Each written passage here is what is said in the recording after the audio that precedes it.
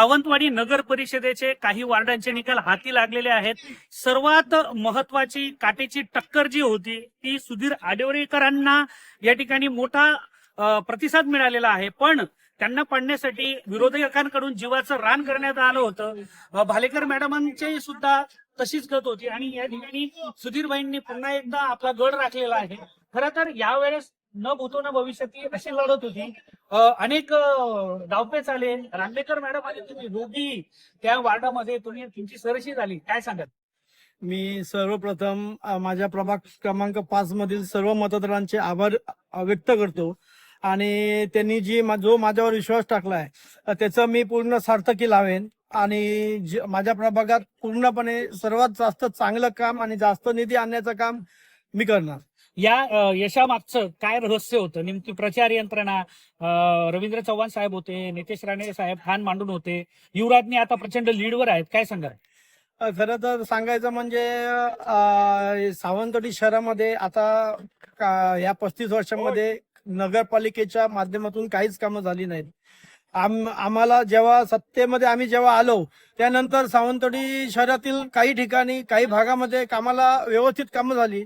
आमचे रवींद्र चव्हाण साहेब जेव्हा पालकमंत्री होते त्यांनी पण भरपूर निधी आम्हाला तेव्हा दिला सावंतवाडी शहरासाठी आणि आताचे सुद्धा आमचे नितेश राणे साहेब पालकमंत्री आहेत, त्यांनी पण आम्हाला 2 टप्प्यामध्ये जवळजवळ 3 कोटीचा निधी दिला. ते आता सगळं कामं आपली ह्याच्यानंतर होतील.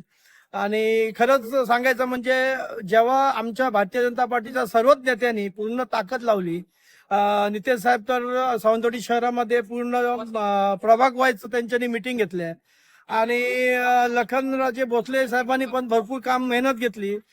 मॅडम आमच्या श्रद्धा लखन भोसले यांनी 10 प्रभाग पिंजून काढला, त्यामुळे ते आज बऱ्यापैकी मतांनी आघाडीवर आहेत.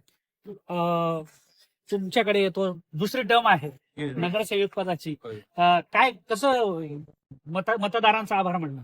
हा, सर्वप्रथम मी सर्व मतदारांचे, माझ्या मतदार बंधू आणि भगिनींचे खूप खूप आभार मानते की त्यांनी जो विश्वास मला 2016 साली दिला होता तोच आता 2025 ला मला तोच विश्वास दिला आणि त्याच्यापेक्षाही कामं करून त्यांचं समाधान करेन. शेवटच्या क्षणी मॅडम तुमची एंट्री इकडे झाली होती भाजपमध्ये. सगळ्यांना वाटलं होतं म्हणजे तुमच्यावर अन्याय झालेला होता, अन्यायाची ती चीड होती आणि सुधीरजींनी आणि विशालबाईंनी खरं तर याच्या मागे विशाल परब नावाची एक मोठी ताकद आहे असं म्हणायला हरकत नाही, कारण विशालजींनी ज्या पद्धतीने यंत्रणा राबवली, काय सांगाल? मला ती माहिती होतं की आमचा विजय निश्चित आहे, पॅनल टू पॅनल विजय आमचा निश्चित आहे माहिती होतं, पण यामध्ये सगळे जे मतदार आहेत त्यांचे मी प्रथम आभार मानते. त्यानंतर माझ्या भारतीय जनता पार्टीचे जे सर्व वरिष्ठ अधिकारी आहेत त्या सर्वांचे मी आभार मानते, कारण त्यांच्याच सहकार्याने आज मी या ठिकाणी इथपर्यंत येऊन पोहोचलेली आहे. तुमचे मित्र जे आहेत विशालभाई, खऱ्या अर्थाने याच्यातला जो मास्टर किंवा जी यंत्रणा होती, विशालजींच्या कार्यालयातून अनेक सूत्रे हालत होती, जी जबरदस्त प्रचार यंत्रणा राबवली होती, विशालजींबद्दल काय सांगायचं? खरं सांगायचं तर युवकांचा आयडॉल म्हणून त्यांना ओळखलं जातं आणि विशालजींनी पूर्ण ताकदीने त्यांच्या पूर्ण सहकार्यासकट सावंतवाडी शहरामध्ये ठाण म्हणून प्रत्येक प्रभागामध्ये त्यांनी प्रचार केला आणि त्याचंच फळ आपल्याला आज दिसतंय. त्यांनी जनसंपर्क कार्यालय चालू केलं, त्याच्यामुळे तिथे बऱ्याचपैकी मिटिंग झाला आणि तिथे सगळी सावंतवाडी शहराची व्यूहरचना विशालभाई स्वतः तिथे बसून करायचे आणि प्रत्येक प्रभागात ते स्वतः डोळा ठेवून होते. कुठे काय कमी पडलं, काय झालं, कुठे कोण प्रचारात कमी पडत असेल तर त्यांचं नक्कीच सहकार्य होतं आणि त्यांच्यानी सुद्धा छोट्या छोट्या बैठका घेऊन मतदारांना त्यांनी म्हणजे सांगितलं की मीच स्वतः उभा आहे असं समजून तुम्ही आमच्या उमेदवारांना निवडून द्या.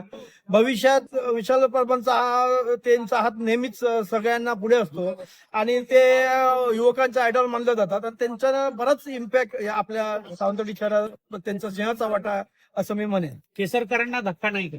100% केसरकर साहेबांना धक्काच बसेल, पण साहेबांची प्रकृती ठीक नसल्यामुळे ते या प्रचारात वेळ देऊ शकले नाही. त्यांनी आता आराम करावा, तब्येतीची काळजी घ्यावी असं मी आमचे जाणते आमदार आहेत, ते आमचे सहकारी आहेत, त्याबद्दल मी त्यांना काय वाईट बोलणार नाही. ते आपले सहकारी आहेत आणि भविष्यात सहकारी राहतील. आम्ही त्यांना त्यांची तब्येत व्यवस्थित राहावी म्हणून शुभेच्छा देतो. जय हिंद. धन्यवाद. भारतीय जनता पार्टीने न भूतो न भविष्यती असं यश संपादन केलंय. खरं तर यामागे विशाल परबांची ताकद आहे. यामध्ये पालकमंत्री नितेश राणेंचा मोठा हातखंडा होता आणि सर्वात महत्वाचं प्रदेशाध्यक्ष रवींद्र चव्हाण यांनी या ठिकाणी फार मोठी ताकद लावली होती. कारण राज्याचं नेतृत्व ते करतायत आणि त्यांची ही मूलभूत म्हणजे होम पिच आहे आणि होम पिचवर आज सुधीरजींच्या माध्यमातून एक दमदार नेतृत्व या ठिकाणी आहे. सुधीरजी, तुमच्या सर्व टीमला शुभेच्छा. चांगलं काम करा. लोकांनी फार मोठा विश्वास दिलेला आहे.